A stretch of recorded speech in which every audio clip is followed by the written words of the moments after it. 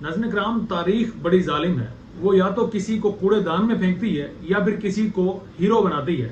جس طرح سے اگر میں آپ کو مثال دوں، یزید جو کہ اس وقت بھی لعنتوں کا مستحق ہے، آج جب بھی کوئی یزید کا نام لیتا ہے تو 100 بار اس پر لعنتیں بھیجتے ہیں، اور جب اس کے مقابلے میں امام حسین علیہ السلام کا نام لیا جاتا ہے تو ان کے نام سے احتراماً آنکھیں تک جھکا لی جاتی ہیں، لوگوں کے آنسو تک بھر آتے ہیں. وہ محبت ہے جو امام حسین علیہ السلام کے لیے لوگوں کے دلوں میں پنپتی ہے. تو تاریخ ہمیشہ سے آپ کو ایک موقع ضرور دیتی ہے. تاریخ نے پاکستان میں بھی کئی ایسی شخصیات کو کئی مرتبہ آزمایا، کئی مرتبہ موقع دیے، لیکن ہمیشہ جو ہے وہ شخصیات اس میں ناکام نظر آئی. اور اب یا تو وہ تاریخ ڈیسائیڈ کرے گی یا آپ لوگ ڈیسائیڈ کریں گے کہ یہ شخصیات کیا یہ کوڑے دان میں جائیں گی، یا یہ شخصیات بھی تاریخ میں ہیرو کے طور پر خود کو کبھی پریزنٹ کر سکیں گے، یا ان کے بارے میں کبھی کچھ اچھا لکھا جا سکے گا. آج بات ہوگی ناظرین کرام جسٹس مسرت ہلالی کی، جو کہ سپریم کورٹ آف پاکستان میں جسٹس ہیں. پچھلے 3 سال سے وہ سپریم کورٹ آف پاکستان پر یوں سمجھا جائے کہ مسلط ہیں تو بھیجانا ہوگا. اس سے پہلے وہ پشاور ہائی کورٹ کی چیف جسٹس بھی رہی ہیں. اب جب آپ نام سنیں گے پھر آپ دورانیہ دیکھیں گے کہ چیف جسٹس، پھر اس کے بعد 3 سال سپریم کورٹ میں جسٹس، تو اس کے باوجود ہم مسلط کیوں کہہ رہے ہیں؟ اس کی وجہ یہ ہے کہ یہ انتہائی نااہل ترین جسٹس تھی اپنے دور میں، جو کہ انہوں نے جتنا وقت بھی جوڈیشری کو دیا یا پاکستان کی جوڈیشری کو تباہ و برباد انہوں نے کیا وہ اپنے ان فیصلوں کی وجہ سے. تو وہ اس لیے یہ الفاظ ان کے لیے استعمال ہو رہے ہیں. جسٹس مسرت ہلالی، آخر کون سے بڑے فیصلے ہیں جسٹس مسرت ہلالی کے کہ اگر ان کے جوڈیشری کے کیریئر کو دیکھا جائے، اور پھر ایک بندہ کہتا ہے کہ اگر اب یہ چونکہ ریٹائر ہو رہی ہیں، واپس جا رہی ہیں، تو یہ فیصلے ہمیشہ ان کے ساتھ رہیں گے. فیصلے میں آپ کو بتاؤں گا. اس کے بعد جس طرح سے میں نے آپ کو بتایا، یا تو تاریخ ڈیسائیڈ کرے گی اور آپ بھی ڈیسائیڈ کریں گے کہ یہ محترمہ کس کا شمار جو ہے کن میں ہونے والا ہے. سب سے پہلے تو آپ کو ایک ملاقات کے بارے میں بتائیں گے. ہمارے سینئر صحافی دوست ہیں ثاقب بشیر، وہ بیسیکلی ایک صحافی میڈیا برادر جو ہیں، ان کے ساتھ ان کی ایک مختصر ان کے دورانیہ کا ایک وقفہ میں ان کی ملاقات ہوئی میڈم سے، مسرت ہلالی صاحبہ سے. اس وقت بھی یہ جسٹس ہی تھی سپریم کورٹ آف پاکستان میں. تو انہوں نے ایسے عذرائے تفنن پوچھ لیا، یا وہ شاید اپنے نالج میں اضافہ کرنا چاہتے تھے کہ میڈم وہ کون سے ایسے ڈیسیژن ہیں جو کہ آپ سمجھتی ہیں کہ آپ کو وہ ہمیشہ یاد رہیں گے. اب میڈم کے سب سے پہلے ان ڈیسیژن پر نظر دوڑاتے ہیں کہ وہ کون سے تھے. ایک تو پہلے میڈم بتاتی ہیں کہ پہلا تو وہ ڈیسیژن تھا کہ جس میں انہوں نے تنسیخ نکاح کو خلع میں تبدیل کرنے کے خلاف فیصلہ دیا. اور پھر دوسرے میں وہ بتاتی ہیں کہ ایک ایسا مقدمہ تھا کہ جہاں 16 سال سے قید ایک بے گناہ شخص کو بری کرتے ہوئے نہ صرف انہوں نے غلط سزا دلوانے والوں پر مقدمے کا حکم دیا، بلکہ متاثرہ شخص کو ہرجانہ بھی ادا کیا گیا.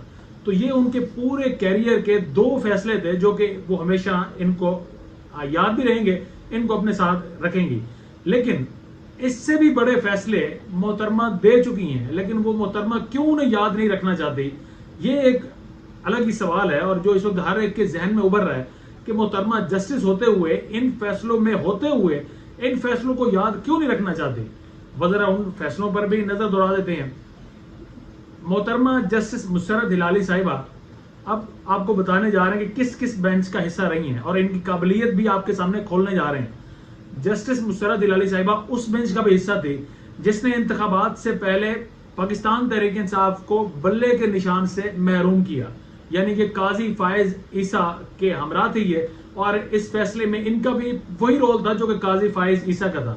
انہی کے رول کی وجہ سے پاکستان تحریک انصاف سے بلے کا نشان چھین لیا گیا، اور یوں سمجھ لیں کہ ایک پارٹی کو ہاتھ پاؤں باندھ کر الیکشن میں پھینک دیا گیا.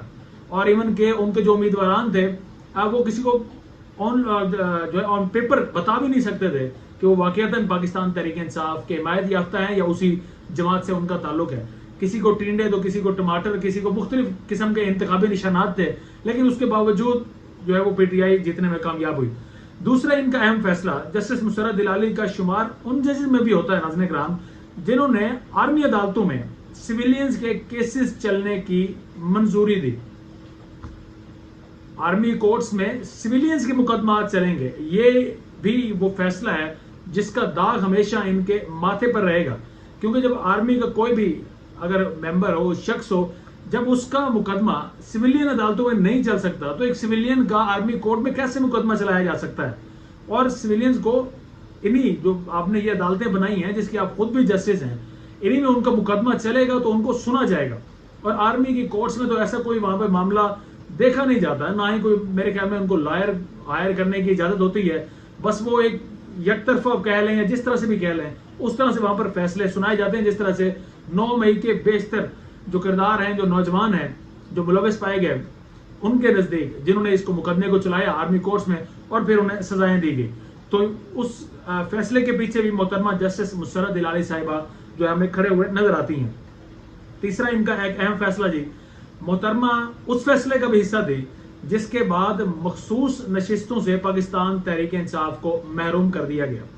ایک پارٹی جس نے میجورٹی میں ووٹ لی ہے، فارم 45 کی اگر بات کی جائے تو وہ پارٹی 2/3 اکثریت سے حکومت بنانے کی اہل تھی، بنا سکتی تھی، لیکن پھر فارم 47 کا جو ہے ڈرامہ رچایا گیا اور اس کے بعد پاکستان تحریک انصاف کو 170 کے قریب جو سیٹس ہیں ان سے محروم کر کے 90 سیٹوں تک محدود کیا گیا.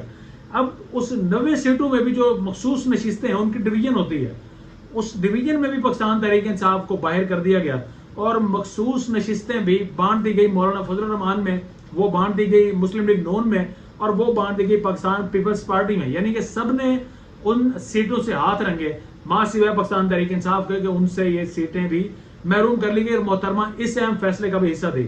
اب محترمہ نے اتنے بڑے بڑے فیصلے دیے، اتنے بڑے بڑے فیصلوں میں یہ جو ہے شامل رہی، متفق رہی، اور ان کی رائے بھی وہی ہوتی تھی جو قاضی فائز عیسیٰ کی ہے. اس کے باوجود یہ ان فیصلوں کو ہمیشہ اپنی زندگی میں یاد کیوں نہیں رکھنا چاہیں گی؟ کیونکہ میرے خیال میں محترمہ کو خود بھی اس چیز کا ادراک ہو گیا ہے کہ اب وہ تاریخ کے کوڑے دان میں جائیں گی. جس قسم کے انہوں نے فیصلے دیے، جس قسم کے فیصلوں کی وجہ سے آج بھی بے گناہ افراد جو ہیں وہ آرمی کورٹ سے سزائیں ہونے کے بعد جیلوں میں گل سڑ رہے ہیں، تو وہ سب مرہون منت ہے محترمہ کی.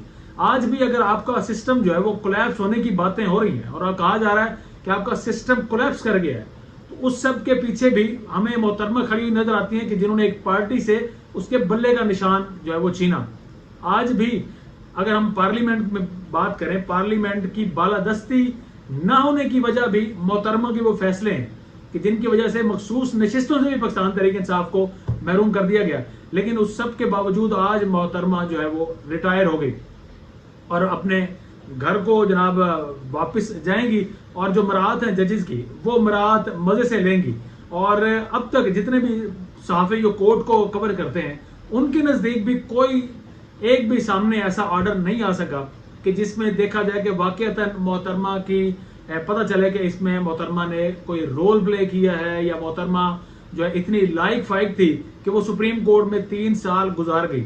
تو اس جیسے جسٹس صاحبان جب تک آپ کی عدالتوں میں مسلط رہیں گے تب تک آپ کا جو نظام انصاف ہے وہ اسی طرح سے ہی رہے گا جس طرح سے اس کی موجودہ سچویشن آپ دیکھ رہے ہیں. جس طرح سے لوگوں کے ابھی جو حقوق ہیں ان پر ڈاکہ مارا جا رہا ہے، سب گولیاں ایمن کے چلائی گئی، لیکن اس سب کے باوجود وہی کچھ ہوگا جو کہیں سے فیصلہ آئے گا. کیونکہ آپ کے اور ہمارے اوپر وہ جسٹس مسلط ہیں جو کہ اپنے منمانی سے، جو کہ انصاف کو مد نظر رکھتے ہوئے فیصلے تک نہیں کر سکتے.